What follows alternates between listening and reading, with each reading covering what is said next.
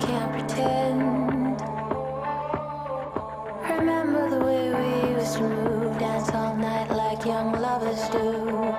Your heart is changing. Now we don't dance like we used to. Silent disco on the floor, baby. Mr. DJ, he'll get me through. When the beat's gone, you can't save me, baby.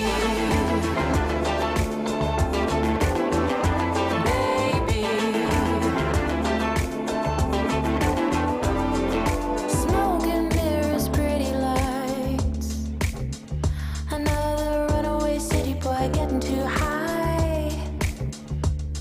But boy.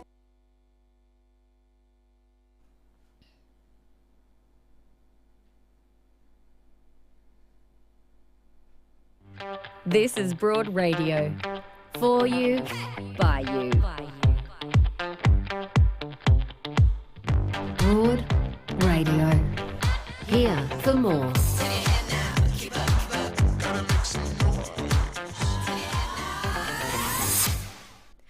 Hello and welcome to Broad Radio. I'm Ange Pippos, sitting in Joe Stanley's regular chair. And my co-host today is journalist and author and good friend of mine, Zoe Daniel. Hi, Zoe. Morning, Ange. Good to have you with me, helping me along this morning, which is awesome. Coming up on the show, independent MP Zali Steggall will bring her insider insights into the toxic culture inside Parliament House. Collingwood AFLW co-captain Steph Chiocci will join us to talk about the AFLW finals, which kick off this weekend. Go Crows. And we're also going to celebrate the women of rock with our very own Broad Radio rock goddess, Kirsty Webeck. All that after this. Broad Radio is proudly supported by Chemist Warehouse. Chemist Warehouse, great savings every day. Thanks for joining us on Broad Radio. Give us a like and subscribe on YouTube and a follow on Facebook. And every episode is now available as a podcast. Hooray, which is great news. All you have to do is look us up, Broad Radio on the go, and it's available wherever you get your podcasts. Okay, Zoe, it does feel like the wheel has come full circle for us because we go a long way back to Adelaide. We were at university together studying journalism many, many years ago. And here we are co-hosting on Broad Radio. It's pretty cool, isn't it? Ange, I think we met first in 1994, and the first day of university, and of course I grew up in Tasmania, so I was kind of a curiosity according to the Adelaide students when I arrived. It was like, what? This girl from Tasmania is here. And I walked into the tutorial into a group of people that I didn't know. Mm-hmm. And here was this diminutive Miss Pippos wearing a feminist T-shirt. I believe it was the woman with the fist. It was Rosie, yes, we can. Rosie the like Riveter. That. It was Rosie the Riveter. Rosie the Riveter. And it was, we can do it. And we have, with varying degrees of success, we have done it ever since 1994 and now. And we find ourselves sitting together on Broad Radio. It's a great privilege. It's fantastic. I remember that day vividly as well. Because the course convener had introduced you separately, saying we have a very special student with us. She's all the way from Tasmania. So please make her comfortable, make her welcome. So me being, a bleeding heart, I thought I've got to hang out with Zoe and make her life a little more comfortable. And we've been great mates ever since. So it's been fantastic. I have really enjoyed watching your career flourish. You've had a wonderful career as a foreign correspondent with the ABC. Can you just give us a snapshot, Zoe, of where you've been and the sort of stories, the highlights of that career? Because, it's been remarkable. Oh, thank you, Ange. And, I think you just became friends with me because my name is Zoe, which is a very good Greek name. And I'm proud to wear it, to be clear.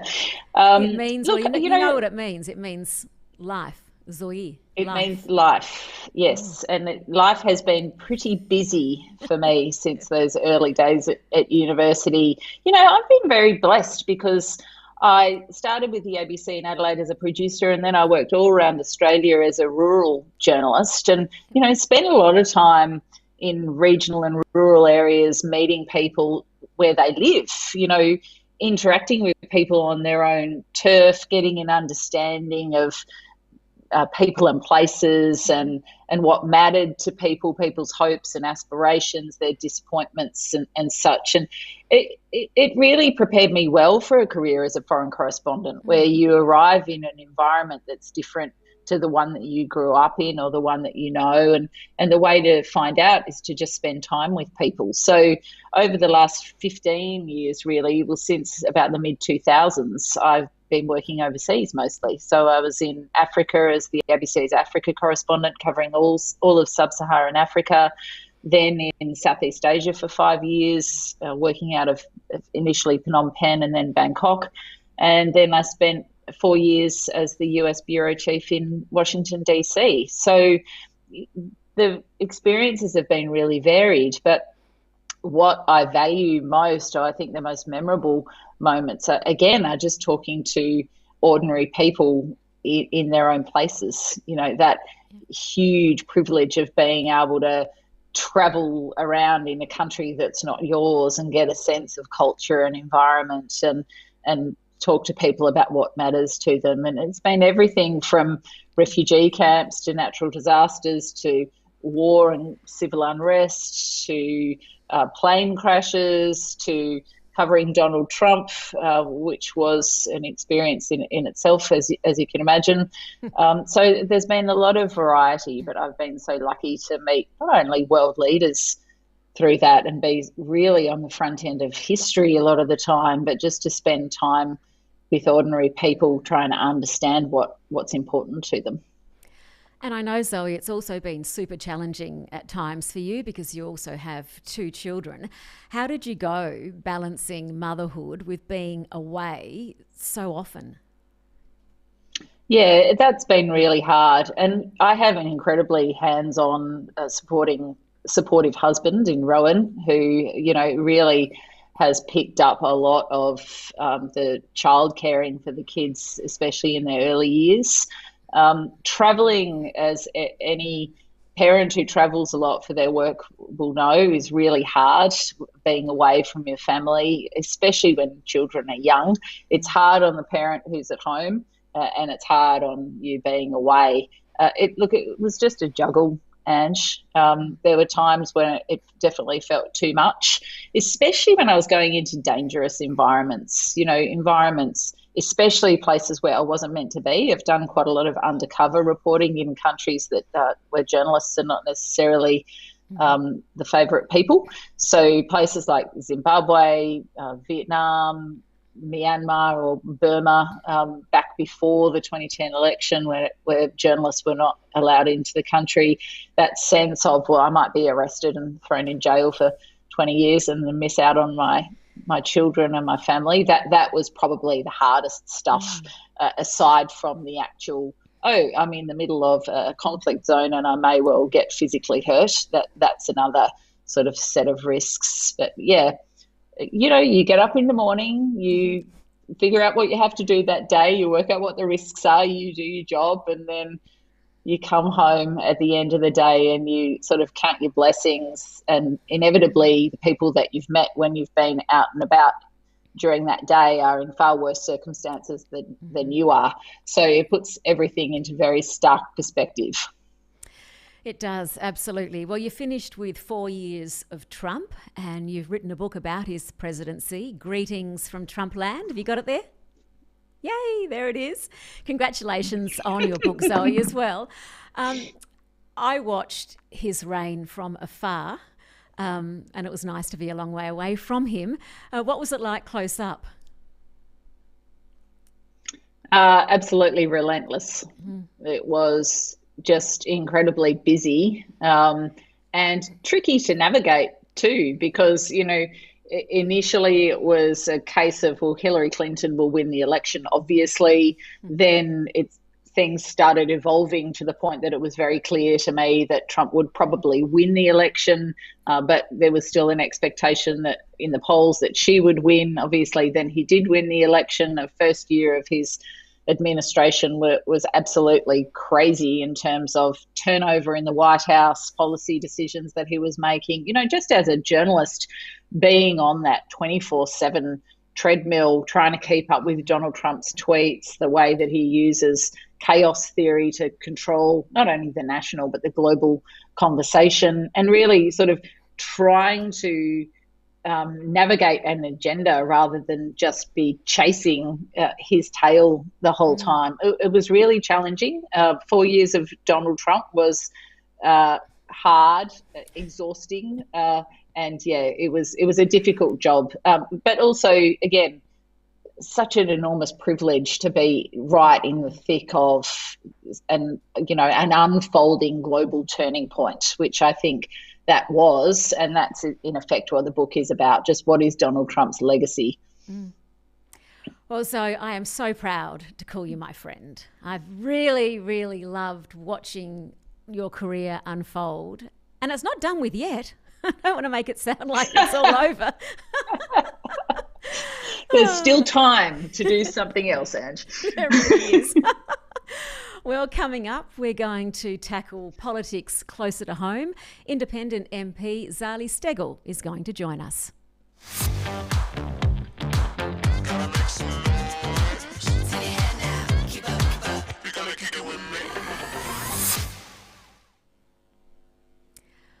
Well, the federal government's response to allegations of sexual violence is a story that's not going away. So many of us are feeling angry, disillusioned and tired. But there are people trying to hold the government to account, and one of them is Independent MP Zali Steggall, and she joins us now from Sydney. Good morning, Zali.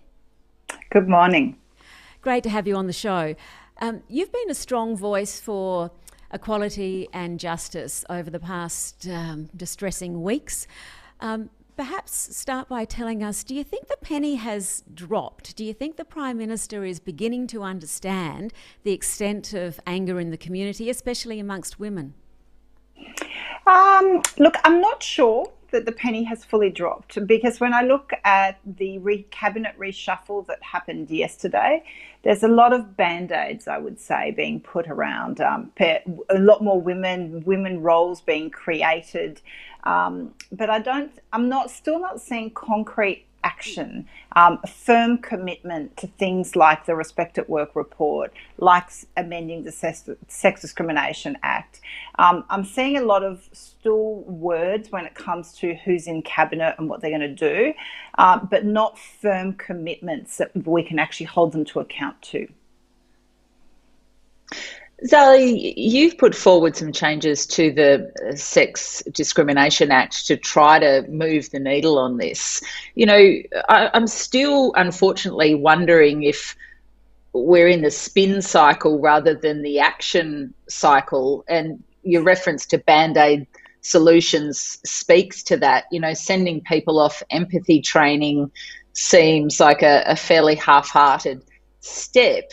What do you think it's going to take to actually result in a change rather than just this circular conversation that we keep having? Yeah, I think what's really it's going to take is a wake-up call to the Prime Minister. So I think some polling that shows that satisfaction with his performance is down.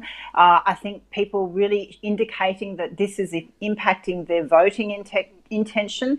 I think that all of those indicators are things the Prime Minister takes more seriously than maybe doing the right thing, which is taking firm action. Now, empathy training, I've tried to discuss that with even my teenage children, and they are laughing at the concept of grown men having to go and do empathy training, and people who have been in the job for a very long time. It is ridiculous. The only thing that can be done is that they be asked to resign. In the corporate world, there would be no question that that is what would happen. So that's what should happen to Andrew Laming?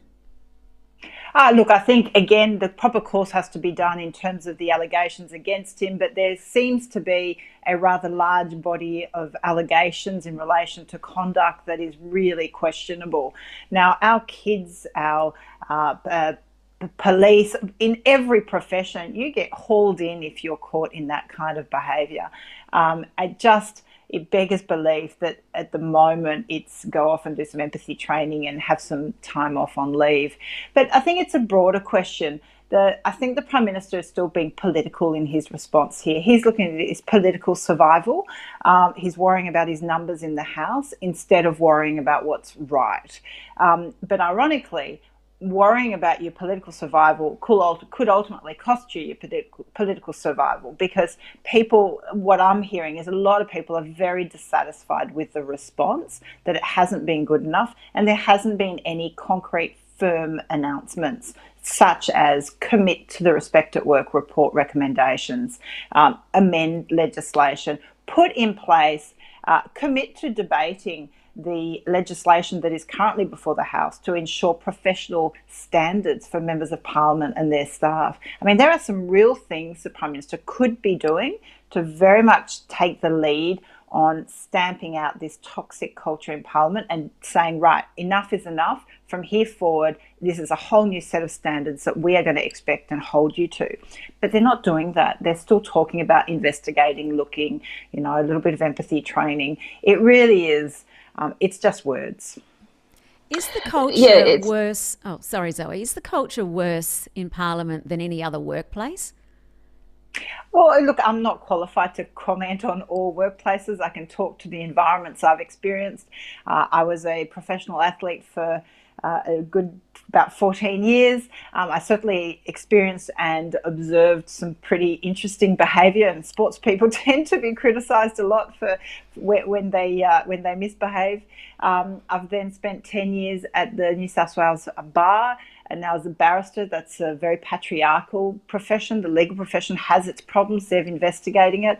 And I certainly saw some inappropriate behaviour there, but also I think a system that is engaging with its problem and knows it has to do something about it. I've been on a number of boards where I know from a corporate point of view, boards are very much engaging with this problem and what do they have to do to ensure equitable representation on boards, equitable rules and regulations, constitutions that get amended, and processes put in place to ensure good diversity and good equity at board level. Now, what I'm not seeing in Parliament is that same professional approach and standards. I was shocked when I went into Parliament to find out that there were no professional standards for MPs. The Prime Minister speaks a lot about the Canberra bubble, and I'm sort of thinking it's now a behavioural bubble as well as a figurative bubble in other ways. Can you speak to just what it's like being a female MP in federal Parliament? Other women who've worked there have talked to even themselves becoming desensitised to the behaviour that it's around them, that you kind of become used to it because that's the world in which you exist, and it's only when you step out of it that you go, oh, that was actually not appropriate. What kinds of things do you experience? Well, look, I think I've come into it as a mature age. I've had my professional experience, so I don't think I'm coming into it naive or I am coming into it with my eyes wide open. I think as an independent, I do have a different experience. I don't have to do the whole party room shenanigans. I don't have to do all that networking.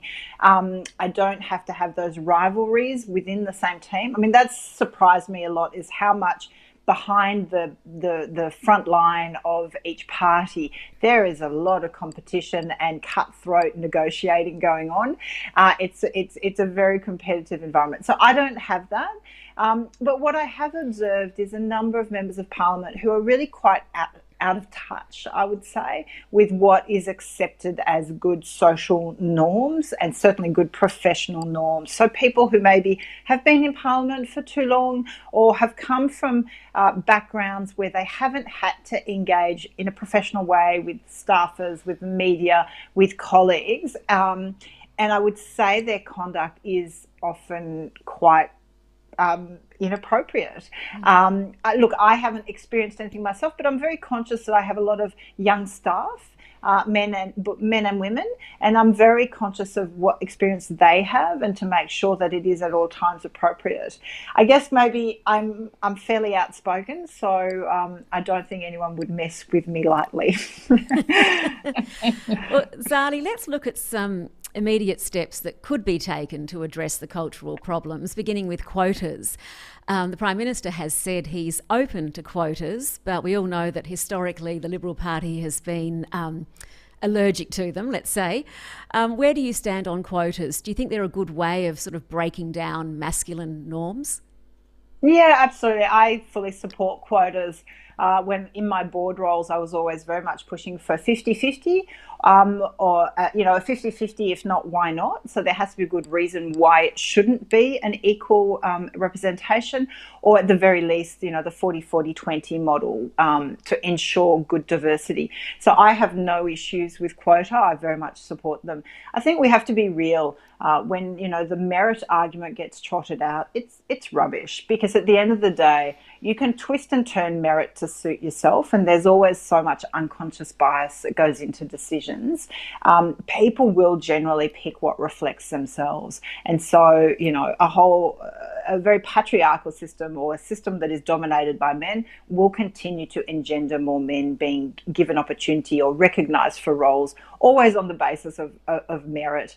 It's clear in Parliament there are quotas in so many ways. When you look at the deal or the arrangement between the coalition between the Nationals and the Liberals, there's clearly a question of quota as to how many front bench position ministerial roles are given to each party. So that's a quota system. That's not a question of merit, of is each MP put into a cabinet role absolutely the best person for the role? More often than not, what you have is factions being represented. You have the Nationals, they have their quota. You have the more conservative side of the Liberals, they also have a quota within the minister roles, and then you'll have the more centre ones. So there are quotas happening all the time. It is rubbish to suggest that everyone is in their role on merit. There's been some analysis floating around that you could almost fix this imbalance in one cycle if you physically kind of blocked men from standing in particular seats. I mean, I feel like that's a huge leap from where we are now. And I just wonder where that will is going to come from if we circle back to the beginning of this conversation, which was that really we're still at the tinkering around the edges part of this conversation, incredibly, and action is still all in front of us. Yeah, look, I think, yes, we can change a lot by I think if the coalition and Liberals especially have quotas, I think that will help a lot. We have to be really clear. It needs to be putting women into safe seats just as much as hard seats, because invariably women are up for the challenge of fighting over marginal seats, and so then it's not, there isn't the same security. But we also have to talk about the advisor roles and the senior roles in departments to really do an audit of how many female advisors are there in senior roles. I'm not talking the junior advisor, but the chief of staff. How many chiefs of staff are women within the Liberal Party at the moment? How many ministers have female chiefs of staff? I think that they are the important questions as well, because this is a whole ecosystem that feeds on itself. And so you need to have that respectful workplace across all levels, not just who are the MPs and ministers, but who are the chief of staffs, who are the media advisors, the whole ecosystem needs to be more balanced. I think by nature of having more women in there, you will just cut down, I think, just opportunity for misbehaviour. When I look at the Labor Party, I don't think that they haven't got their problems. I think they've definitely had their misbehaviour. But the simple reality that when they look around their party room, that they have a much greater spread of men and women means, your opportunities for bad behaviour get cut down. And I think with numbers comes a willingness to speak out when maybe someone is being inappropriate. So it's a very interesting time. I think a lot of women have taken matters into their own hands, like me, and ran as independents. I couldn't, for me, I thought it was so much more important to be true to my values and true to the electorate than to be part of a party as a way of coming into politics. And I know Helen Haynes, for example, represents Indi, Rebecca Sharkey represents Mayo, you have someone like Jackie Lambie that's really strong and powerful. And look, someone like Pauline Hanson, I don't agree with her politics, but she's certainly been a strong independent, voice for her own views. So I think women have been more prepared to do it alone than have to toe a party line. So it's a very interesting time. And look, I do hope for good of democracy that we can get more diversity into our politics. And Zali, what about the role of the Minister for Women in creating change? I mean, Marise Payne has been heavily criticised throughout this sort of bleak period in Australian politics.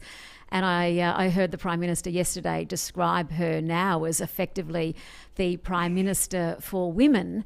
What did you make of that comment? To me, it sort of implied that he wasn't the Prime Minister for Women. Look, it was strange. And again, I don't understand. To me, it was either an abdication from him of the responsibility of fixing this problem and of addressing the responsibility of having equitable policies and making sure that he, as Prime Minister, puts in place policies and programs that address the inequities that we have and the very serious problems. And so it's nearly like it was a hospital pass to the minister that somehow she's now going to be responsible for all of this, and it's off his sort of diary.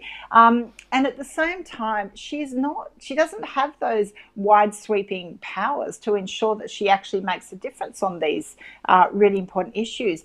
I have been very critical of her because I think if you're going to be Minister for Women, you actually have to go out to the March for Justice and listen to women. I'm just sorry, but you cannot be in that role and command respect for being in that role and do nothing with it. I think part of the anger and frustration that so many women are feeling is we've had enough with the posturing, enough with people having the title but doing nothing with it.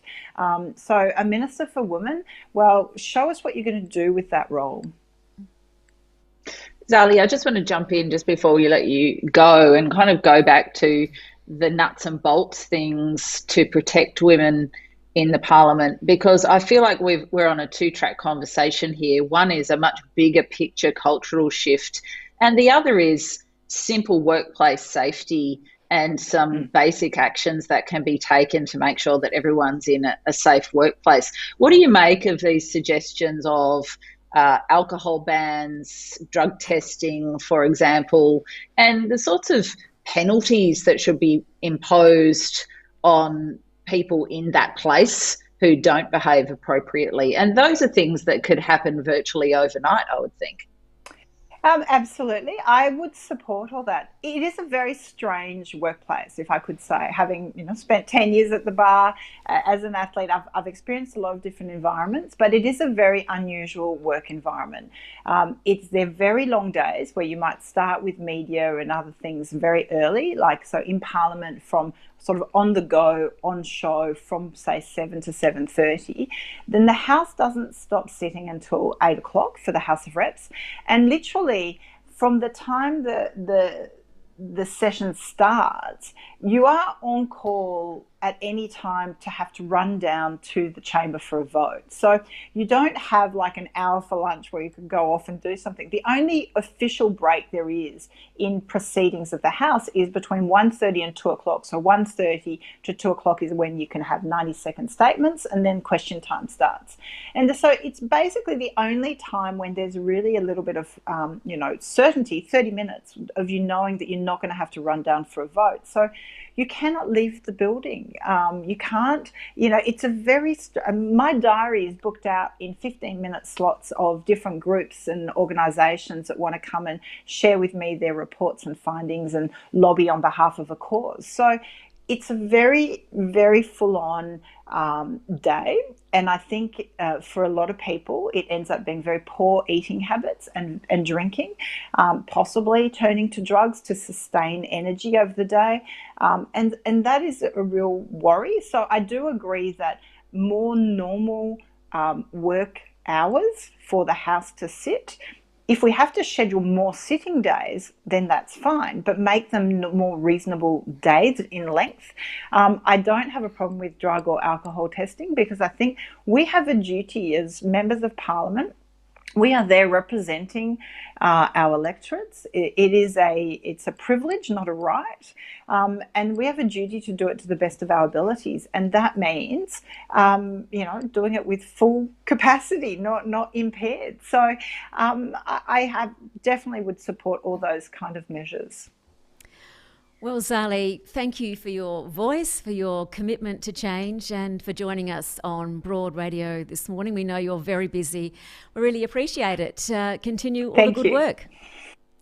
Thank you very much. Excellent. And we'll have more Broad Radio after this. Australians know that sun exposure can cause skin cancer, but dermatologists also know that it can cause wrinkles, pigmentation and age spots. That's why you need sunscreen every day. Ask your Chemist Warehouse pharmacist which sunscreen is right for your skin. Broad Radio, talking inspo we love, info we need, and sharing more of us. Watch and listen live every Tuesday 9 a.m. Australian Eastern Daylight Savings Time at broadradio.com.au. Or find us on Facebook, Twitter, YouTube and LinkedIn at Broad Radio Oz. Talk to us live. Call on 1300 8 Broad. Catch up on demand anytime, anywhere, every time, everywhere. On the train, we'll be here. 2 a.m. existential crisis? We've got you covered. Broad Radio. Here for more. This is interview one, take one. Well, there's a lot of buzz about the new authorised Tina Turner documentary, simply called Tina.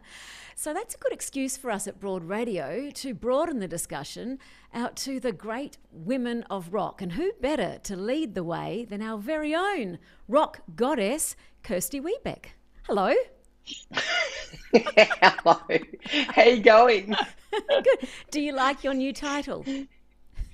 I love it so much. It's already on my business cards.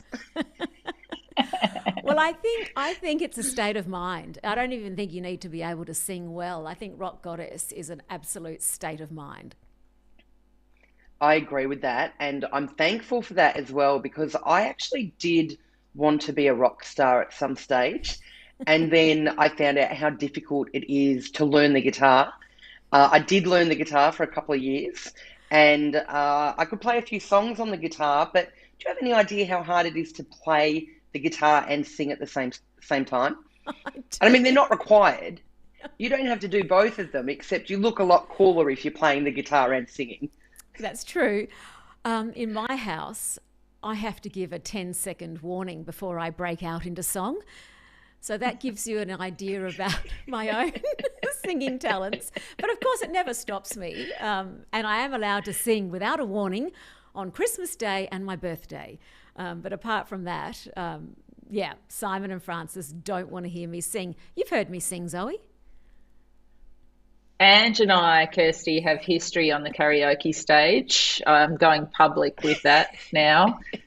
But I will not be giving you a demo today. That is definitely not in my high-level skill set.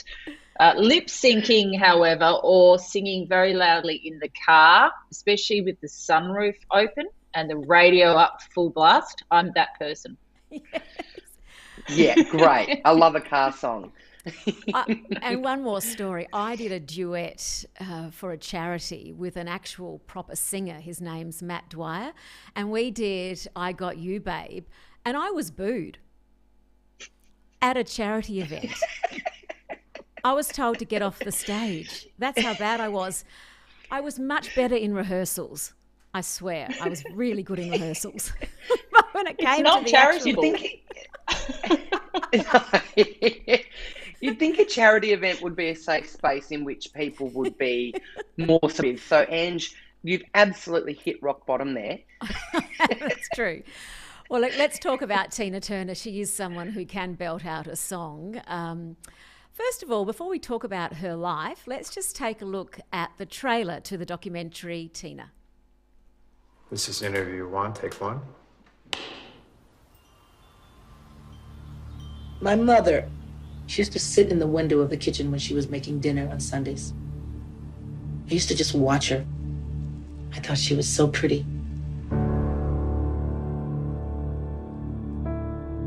One day she wasn't in that window. She was never in it again. I wanted her to come for me. And I waited.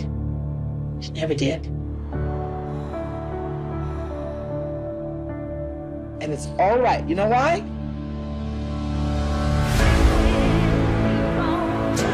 I'm a girl from a cotton field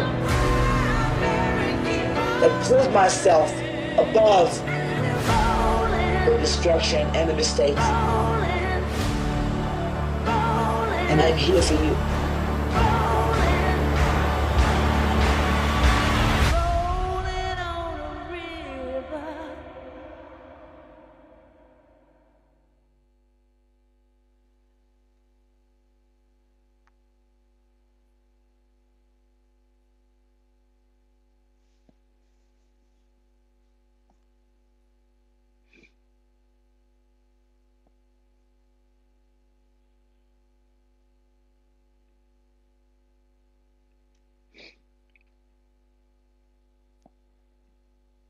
Success it was. I mean, really, the energy, the power of her voice, her hair, her clothes, the way she moved on stage.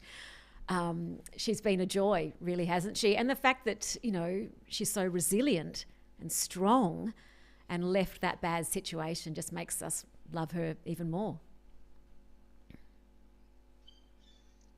You know, it speaks to me about African-American women too, particularly of that era. Incredibly, Tina Turner's 81 now, and I really see this documentary as actual documentary history. You know, it is so important that her story is recorded in her own words, and that period of 81 years of her life, so much has changed in regard to the role of women in society and the role of people of colour in society. You know, that is a huge period of world history to have been a part of and to have observed. And I was saying to both of you earlier that just before I left DC, or maybe 12 months before I left the US, I was at a concert where Aretha Franklin sang, and I think it was either her last concert or one of her last concerts before she died.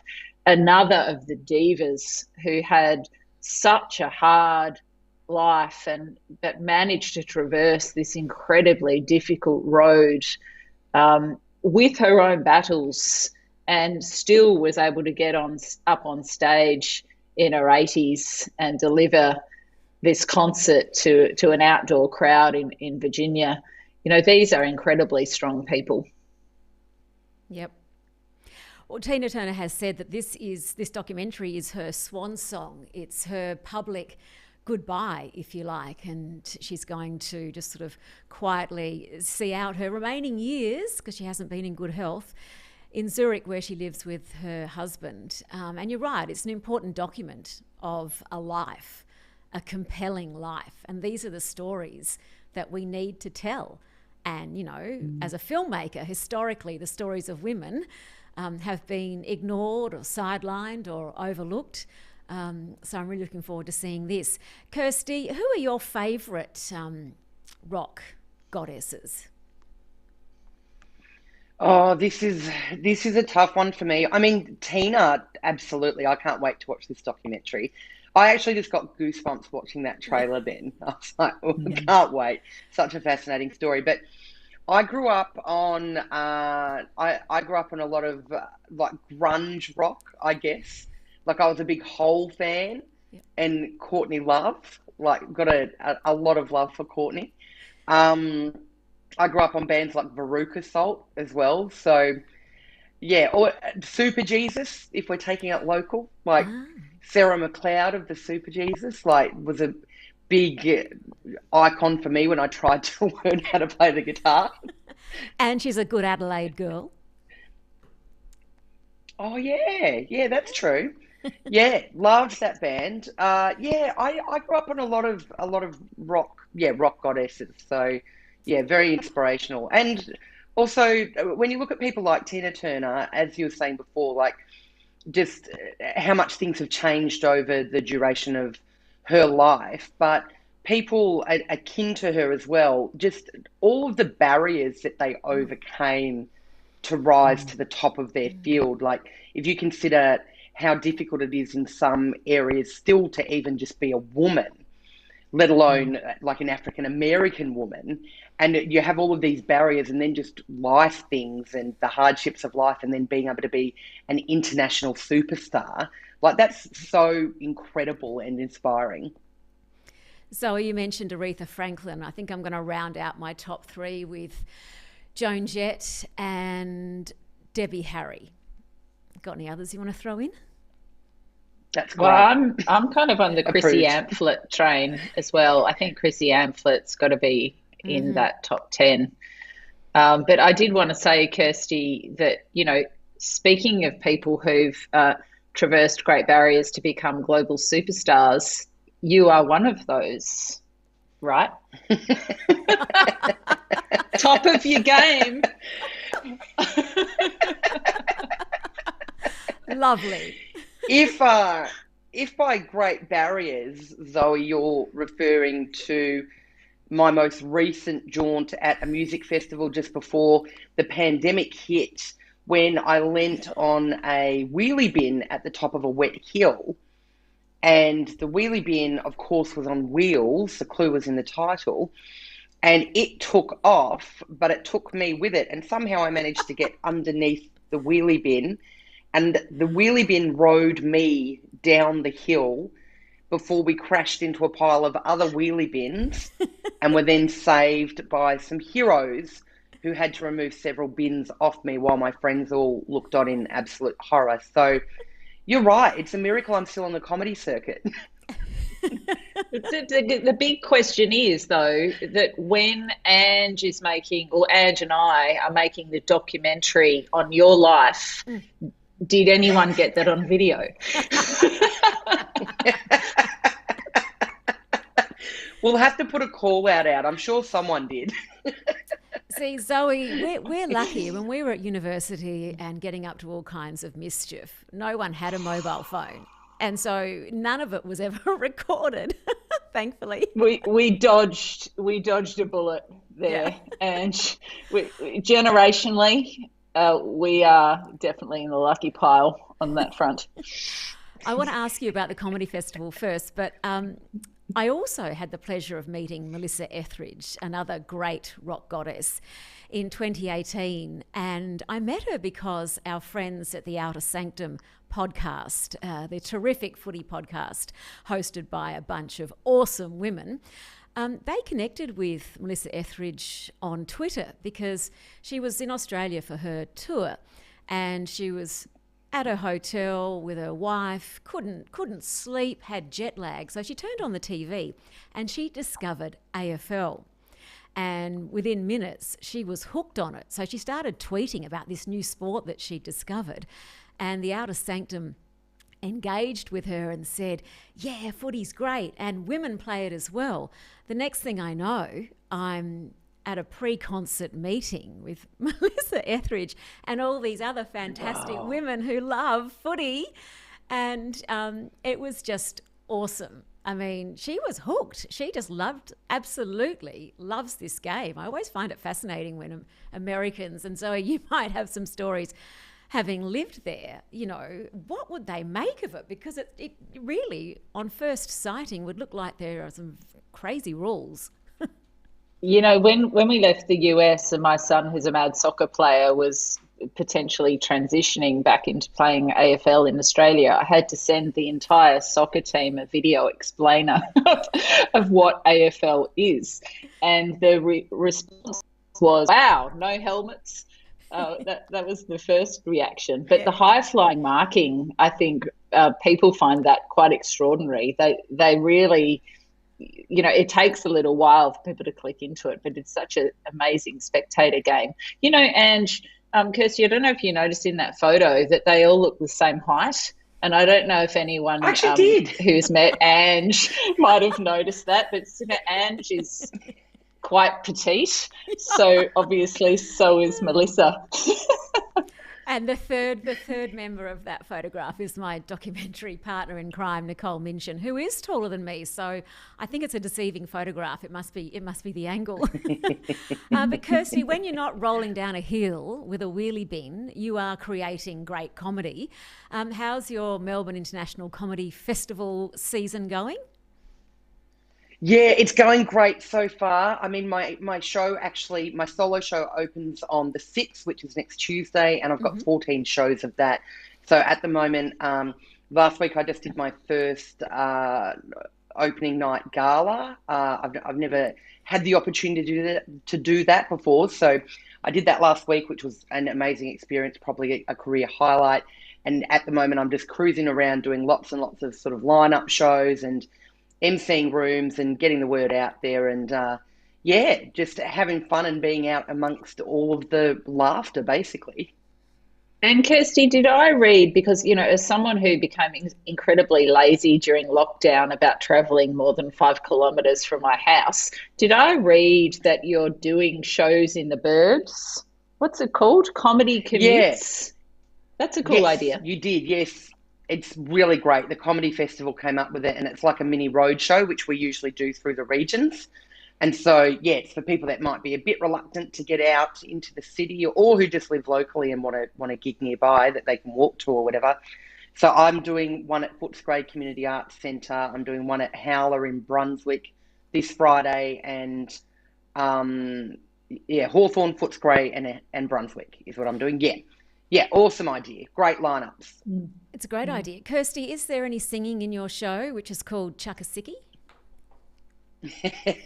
Well, there wasn't, but after this chat this morning, I think I might clear the way. I'll clear the way for 20 minutes. You've been inspired by Tina Turner, not by me, but by Tina Turner. Absolutely. And how can people get tickets? I guess they go to comedyfestival.com.au. Yeah, that's right. Or they can look at the Comedy Republic website as well, or my website, kirstywebeck.com, or any of my social media. It's definitely out there. I feel like that's all I'm writing about at the moment. I love following you on Twitter. It provides much needed comedy when there's so much wrong with the world and so much wrong in Canberra. It's so good to sort of scroll down Twitter and get a laugh following you. So thank you. You're providing a community service, a much needed one. Thank you. My pleasure. Kirsty, it's great to chat to you. Always fantastic chat to you. All the best with the Comedy Festival. Thanks, Legends. I'll talk to you soon. And also the Tina Turner documentary is on Foxtel if you want to check it out. And we'll have more Broad Radio after this.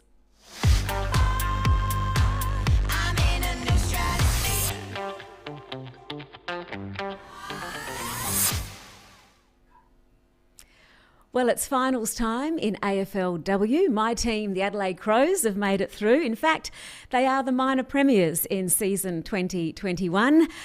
Zoe, I think you should be barracking for the Crows because you spent so much time in Adelaide. You met me there, you studied there. You haven't got a team in the AFLW because Essendon doesn't have one yet. Is that a fair call? Well, I've got to go for someone, Pip. Until the Bombers are there, Adelaide, sure, why not? Good, correct answer. Go for Collingwood, although if I did, my father might disown me. So, yeah, I'll stick with the Crows. Speaking of Collingwood, the Magpies have also made it through, and their co-captain, one of my favourite AFLW players, Steph Chiocci, has stopped her getting ready for work routine to join us this morning. Hi, Steph. Hello, thank you for having me. And I didn't realise Zoe didn't have a team, so that changes things now. I'm going to have to try and convince her to go Collingwood. And I know all about going for the rival team, so we can chat. We can definitely chat. Good luck with that, Steph. Thank you. Now, we're still friends after the result on Sunday? Yeah, we sure are. We go way back, further than just a game of footy, don't we, Ange? But yeah, it was a good contest. Adelaide, obviously, as you mentioned, finished on top of the ladder now and have won two of the last three, really. We didn't have a result last year, so they're still reigning premiers, really, aren't they? They are. They absolutely are. Yeah. Now, this year's a bit different. There's a top six. The Magpies have finished third. You just missed out on second place by percentage. This means you've got a qualifying final against North Melbourne coming up. But how would you assess the season that your team has had? Yeah, well, firstly, obviously we've had a ladder that includes everybody rather than the two conferences. So it's nice that we've got a top six. But for us, I suppose, looking back to year one and year two, we underperformed. I think it's well documented. I think we won a handful of games in those 2 seasons. And in year three, we only won the 1 game. So to see where we are today is really pleasing, having been there from the start. We've had a pretty consistent season. We won 6 games on the trot and then dropped a game to Brisbane, who are really, really competitive. And then obviously now we sit third and we take on North Melbourne in a qualifying final, which is very similar to last year where we faced them in that same round. So it'll be very interesting. Steph, Ange mentioned that we've stopped you from going to work this morning. You might be a few minutes late because of us. I'm curious how you're balancing working and training and the demands of playing. You know, Ange alluded in the interview to my Essendon loyalties, and it so happens that my dad played for the Bombers, and when he first started playing in the late 60s and 70s, he was also working as a full-time teacher and playing for the Bombers and getting paid something like $30 a game. So it was a very different time. How do you work through that? Because I know that's been something that you've had to balance over the last couple of years. How's that going? Yeah, look, I think, you know, if you'd asked me a few years ago, I would have said, I just feel really lucky to be playing footy and absolutely love it and things like that. But I suppose the novelty shifted in a sense where now I'm going, geez, it really, really is hard, and balancing that sort of full-time work and then heading into training. Like a typical morning would be getting up around this time and then heading into work and not getting home till 4:30. Training starts at 6 and then you're not home till 9:30, 10 p.m. So it is quite taxing. And then if you add the travel factor, although obviously Collingwood haven't travelled too often this season, but there are other teams that have done a ton of travel and are balancing their study, part-time and full-time work. So it is challenging, but at the end of the day, we love what we do, and it's just the way that it is for now. And hopefully we're paving the way for a full-time competition where girls can actually strive to become an AFLW player on a full-time wage, and that could be their income. So we know the part and role we're playing, I suppose, at the moment. But yeah, I guess it's just a really fine balancing act. You probably caught me on a very tired morning, given that we have just returned from Adelaide. But yeah, I won't be complaining because we do love what we do and we've got finals to play now. Collingwood men's team doesn't travel much too. Yeah, good stab, Ange. Yeah, apparently not. Apparently we're very well looked after. That's what I'm hearing. I've never got so much abuse on Twitter, I think, about the fact that we haven't travelled, and I just sort of just sat there and took it in and went, wow, this is what it's like to be a Collingwood player, isn't it? Even if you're in the middle of a pandemic and you've got no control over it. Part of the territory. This season there were 9 regular season games. How many would you like to see? In an ideal world, we would play everybody once, wouldn't we? So you'd have 13 games with the 1 full ladder. I think the shift to have the 1 full ladder this season has been really pleasing and a positive step forward for our competition.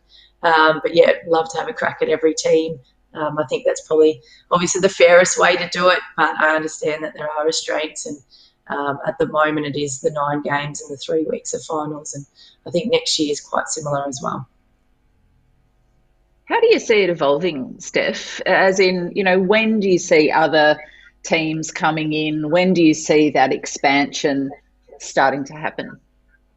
Yeah, I think our current CBA concludes at the end of 2022, and I think we're set with the amount of teams until then. It'd be nice to see, you know, your Essendon and Hawthorn, Port Adelaide and Sydney, you know, become a part of the competition in the near future. I think it all starts at grassroots level. We've got lots and lots of girls playing the game at the moment, and, you know, the numbers seem to increase every year. I don't know what COVID or how COVID has affected that. Obviously, there was no state league here in Victoria last year, but, you know, you've got that clear pathway now from junior NAB Auskick, there's youth girls competition, and then the NAB league into the AFLW. So if we continue to invest in the grassroots, we get girls playing our wonderful sport, develop them from a really young age and prepare their bodies for, you know, the top level, then I can't see why we can't have, you know, those 4 extra teams or the 4 teams coming into the competition in the near future. I think it was always touted as being 2030 is when they wanted a full-time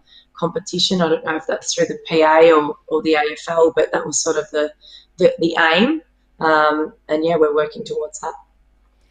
As you said, Steph, you've been there from the beginning. I want to take you back to the inaugural AFLW draft, and we met around about that time because I was making a documentary and featuring you as one of our players. Let's just take a look at how it all unfolded, because it didn't really go according to plan for you on that day. There was so much tension, and we were riding it all with you, just desperately wanting your name to be called out. Just talk us through that day and how important it was for you. Yeah, it's super important. I think coming off the back of representing the Western Bulldogs in the exhibition series, that's what you're alluding to. I obviously captained them and played with them for 2 or 3 years. And for people that don't know, obviously the exhibition series was a game between Melbourne and the Bulldogs to showcase women's football, and there was a mini draft years before that. So I've been involved with the Bulldogs and wasn't taken with their priority pick, which they had an opportunity to sign someone that was involved with their club, which was disappointing at the time, but I think everything happens for a reason. And, yeah, we had to sit at the draft in Ange and patiently wait for the name to be called out. And I think it was Collingwood's pick, then it was Bulldogs, and then Carlton. So there was just so many emotions, you know. Collingwood, yay, great. The arch rivals of Carlton, who I grew up voting for, Bulldogs, who, you know, didn't take me with their priority pick, but I still had a connection to, and then Carlton, my beloved Blue Boys. You know, it was, I should say Blue Boys and girls now, although we don't like the girls. You know, so it was just a weird night, a weird day. Let's jump forward now to the AFLW Grand Final this year. If Collingwood wins the right to host the Grand Final, where should it be played? That's a very good question. I actually got asked this by a journalist in Adelaide over the weekend, not referencing us making the Grand Final, just in general. And she mentioned the MCG, and I was like, absolutely. Wouldn't that be unreal? Look, if we make it to the Grand Final, you know, I think I feel obliged to say we'd want to play at our spiritual home at Vic Park. It is really special to us. Obviously, the history involved, you know, you don't need me to go through all that, but there is something very special about the place. And, you know, if the walls could talk, I tell you what, I reckon there'd be many, many stories. But, yeah, we love playing there, and, you know, we've made it our fortress. We haven't dropped a game there this season, and we're really trying to make it our own. Although we don't train there, when we do play there, it is really special, and we feel as though it lifts us. So I think I'll have to say Vic Park. I have to disagree. How do you manage the pressure?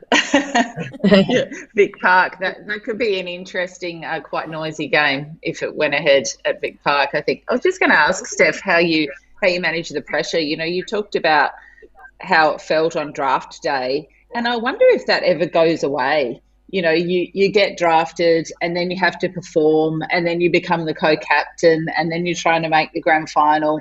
So you've got that pressure there all the time. You know, I think it actually speaks to women in a range of industries, and also girls who are coming through trying to achieve their dreams and who are ambitious, who will stumble on the way, find things difficult as they try to find a path. But, you know, how do you navigate that daily pressure, that expectation, both of others, because you've got fans on you and the coach, but also yourself?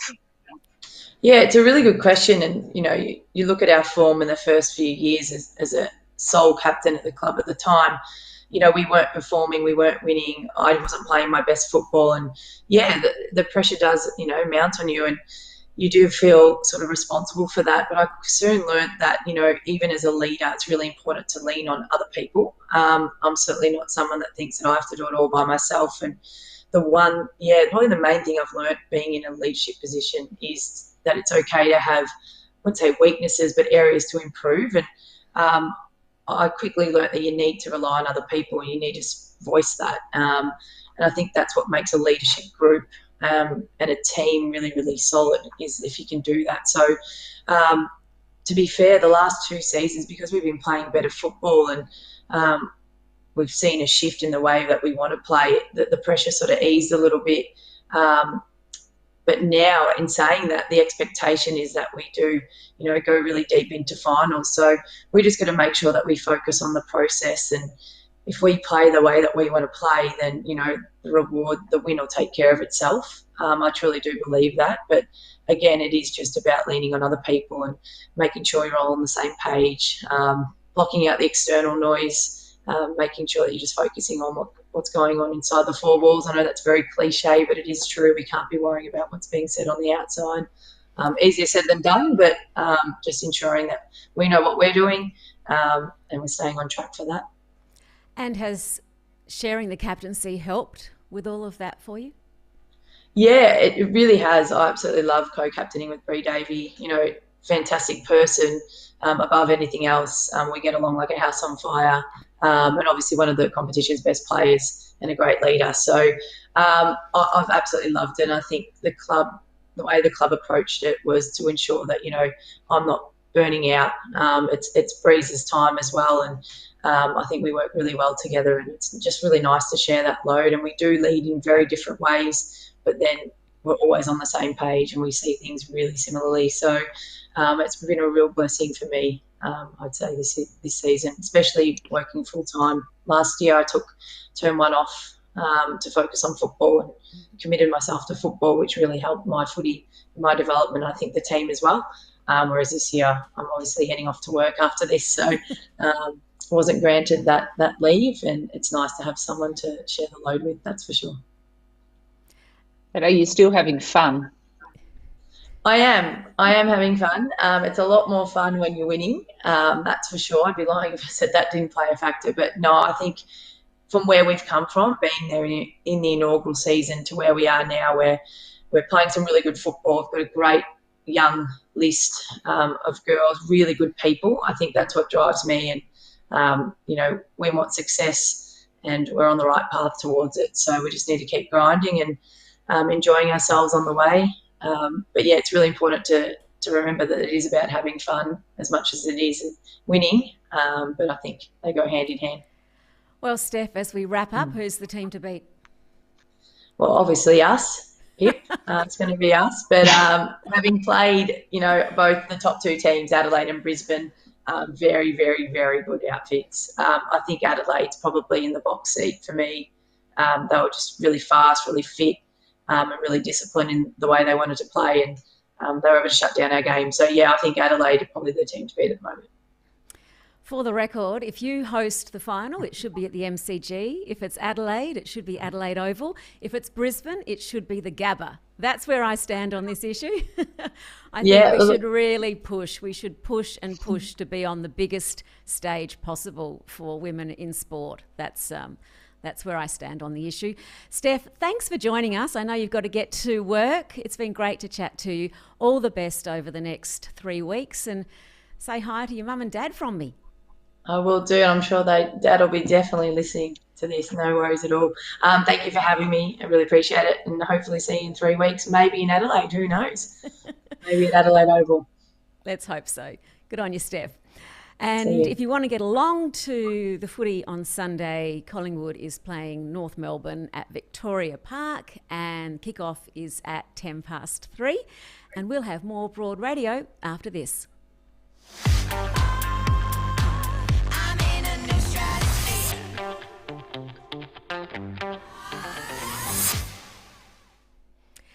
And we've found some vision of the inaugural AFLW draft that we were referring to in that interview. Let's take a look.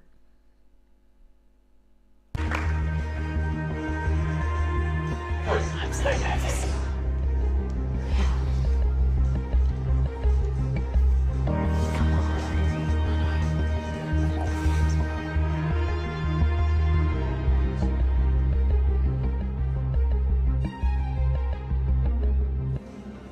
With the 11th pick, the Collingwood Football Club have selected Steph Chiocci. All right. Good job.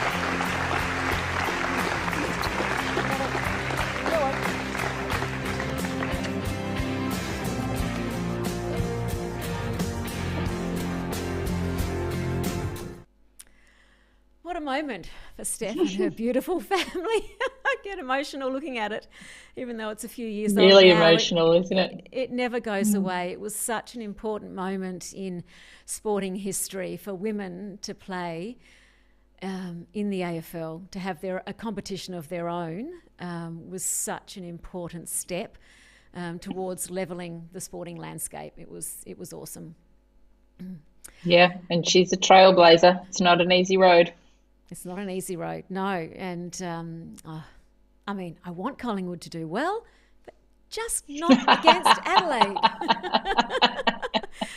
Okay, this week's More to Say poll is true female music icons. Of course it is. And you can only choose one. Now, it's a very difficult choice. You can vote at broadradio.com.au to win a bottle of Moores Hill Sparkling. That sounds pretty good. Well, Zoe, that's it for today's show, our 13th Broad Radio show, lucky number 13. Thanks for sharing it with me. It's always good to have you by my side, not literally in the studio with me, but just knowing that you're there always gives me some comfort. You've led me astray a little bit over the years with karaoke and other things. But you are a wonderful friend. Thanks for co-hosting with me today. Thanks, Ange. And we will have more Broad Radio next week. Bye for now.